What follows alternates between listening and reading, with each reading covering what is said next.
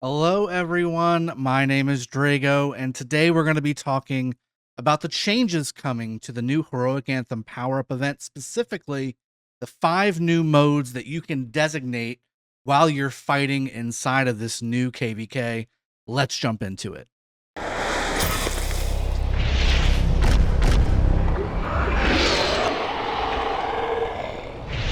Before we get into the video, I just want to quickly say again, this is a sponsored content creation channel for Rise of Kingdoms. I want to make sure that you're hitting that like button and the bell notification after you subscribe.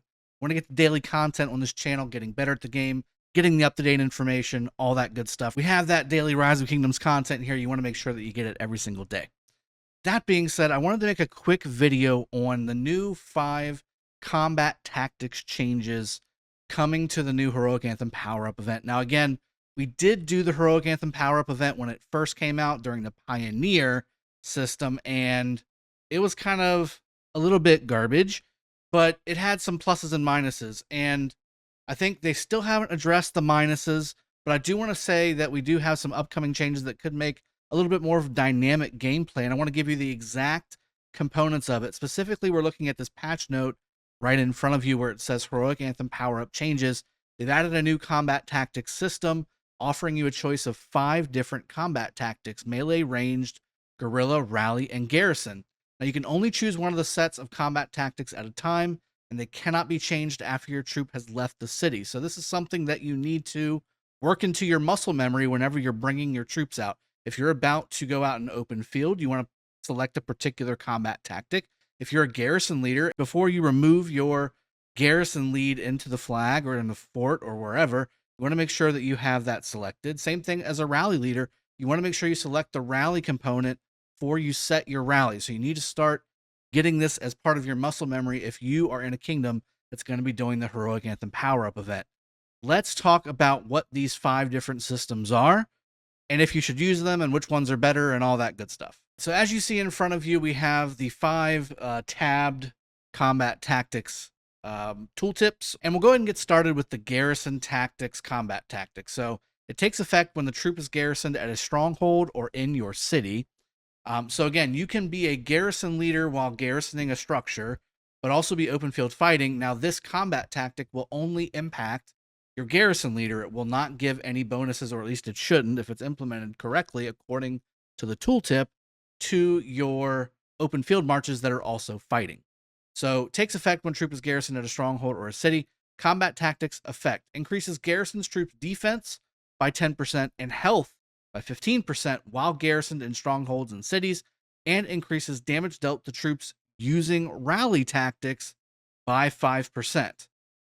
That's good to understand that last part, because if there's a rally coming on you and they haven't used the rally tactics mode, which they should be if they are rallying something, that's a big bonus for them that they're losing, and only a very small bonus for you that you'll be losing. But you'll still get the 10% defense and the 15% health as a garrison lead, which we all know those are the 2 main primary stats we really want to focus on when we're garrisoning structures. So this is something, again, if you're a garrison leader, you want to make sure you tab this before you take your garrison lead and stick it in a structure, okay?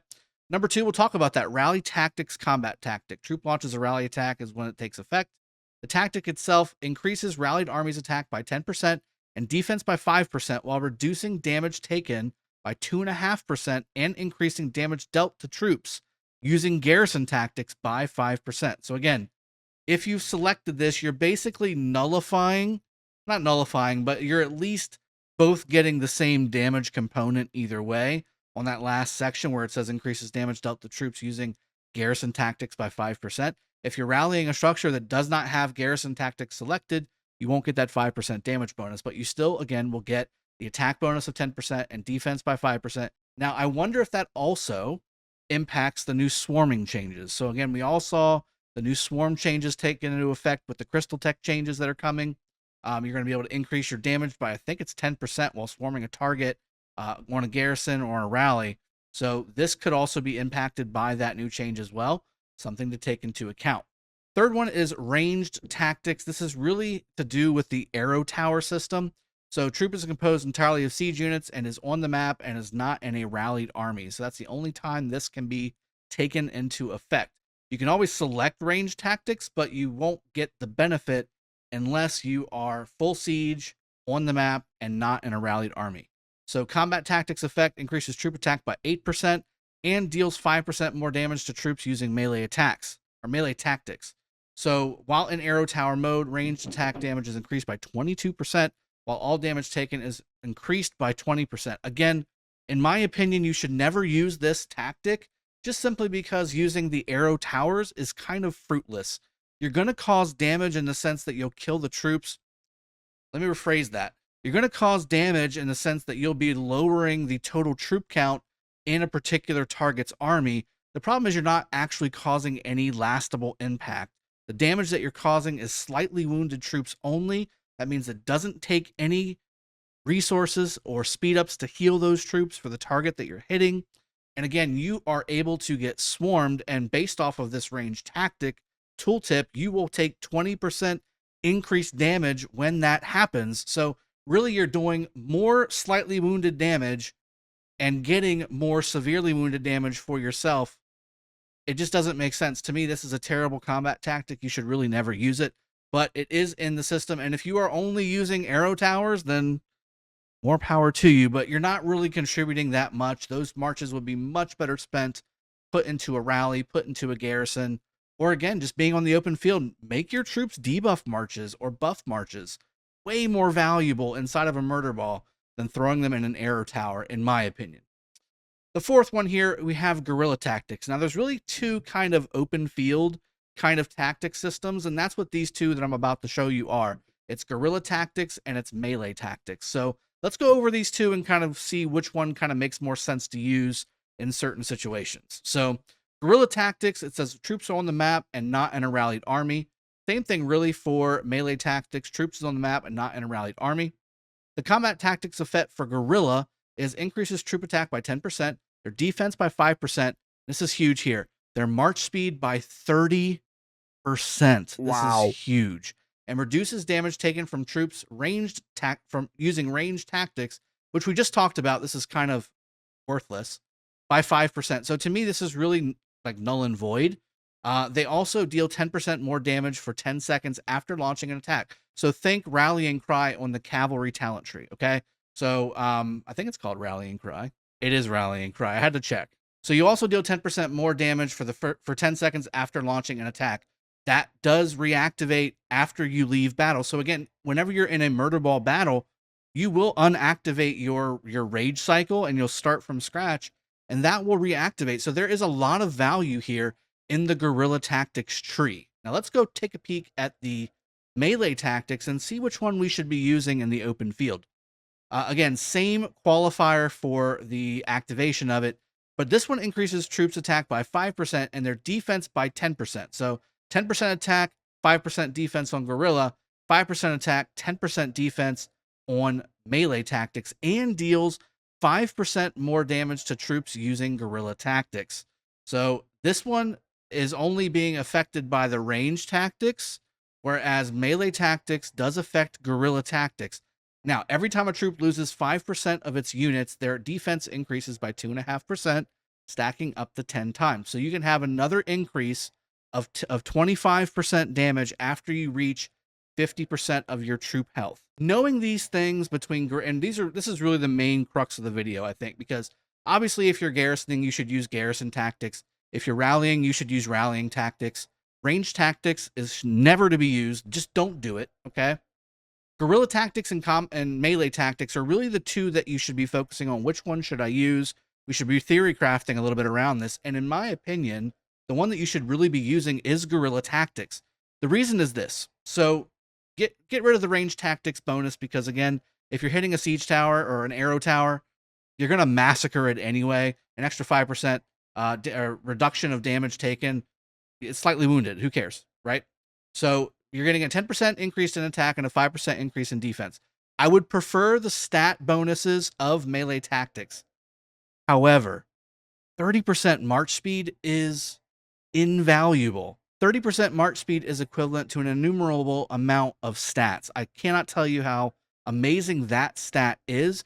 I would be curious if they don't lower this number down before they actually fully implement this into a KVK, because 30% is a huge deal. That's basically an entire crystal tree worth of march speed. You have to understand what you're getting here. 10% attack, 5% defense, and on the flip side, again, for the melee tactics, 5% and 10% respectively, the 5% difference is not really that big of a deal to me. 30% march speed, that is massive.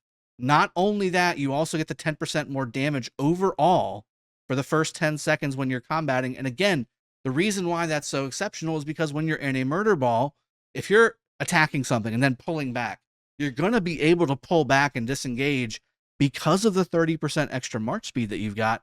And then that's going to kill your rage cycle. Then you're going to start attacking again, which will start your 10-second timer over, which will give you the 10% more damage. So to me, these are the 3 trees that you really should be using. Garrison Tactics if you're garrisoning, Rally Tactics if you're rallying, and Guerilla Tactics should be your main open field tactic if you're going to be doing a power-up Heroic Anthem. This is my play. Again, melee tactics is nice, and again, not having anything that counters or does extra damage to or receives less damage from melee tactics is a good thing, but it doesn't outweigh the 30% march speed bonus and 10% raw, all more damage for 10 seconds after launching an attack. That is massive. So I hope this has been helpful for you. Again, I know that some people are really kind of avoiding the power up Heroic Anthem KVK because it seems like it's still not fully fleshed out. They haven't really addressed how the blockade mechanic works. It's still kind of broken in my opinion. You can rally against a blockaded army now, and it does damage, so that's good. That way, a single march with T1 in it can't block a full 3.5 million troop city rally with no penalty whatsoever. But again, it's still not there. Like, you shouldn't be able to just throw it in front of it and it's blockaded. You should have to set it up. You should have to set up a blockade, in my opinion, just like you have to set up an arrow tower. And even if it's a minute, that would still be enough to where you could address that situation before it got out of control. Whereas just a random person running around could blockade 5 different rallies simultaneously if they wanted to. And it would throw off timing. It would throw off everything. So to me, that's a piece that needs to be addressed. And then ultimately, the way blockade works right now, it basically takes your murder ball, which should be fluid back and forth, and instead makes it into a point.